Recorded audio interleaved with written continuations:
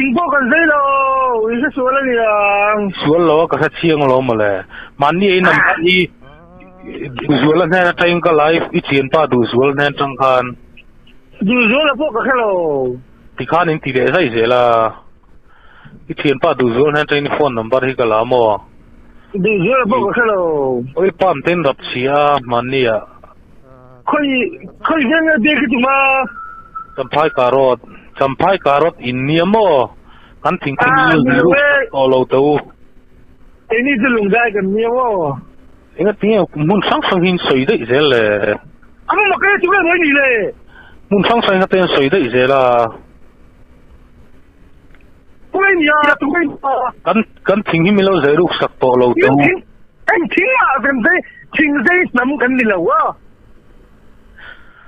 Tan thingin zai ruin thala zembo ga ge ta in bui thu te pok an threle vek kan nuwa Ipahan makeo te ketjo lungai kan ni kan dor to pat thun na phone number ni hi ni le ko mo phone nei tu ka lo beteng pa te kha ai phone ai mi dor nei tu phone nei tu ka hi ani le kan thing ka lo zai to lo ula pa te thing ka sa lo I phone number tay min te ka nge nga te chu ti ngai in lo le sia tin na in ngai dam thai lang te ro anh do ka silang che phone number hi company a poron suila lungaya bak ani lawang thing hin lo zai ringot map zuang ka chu zai ka phal lo wa thing an zai lo thing zai ni kan ni lo atir pon zuang ka chu zai ni lo ka ti pon ne wi ki suala lian ka ti pon ati pon zuang ka zai su ka tia zuang lo ku tin zai su zai ka pon ka tia en police apo report go fire khelu do zuang ku zai su zuang lo ku tin zai chok fire khelu do zuang ka chalo o in lo la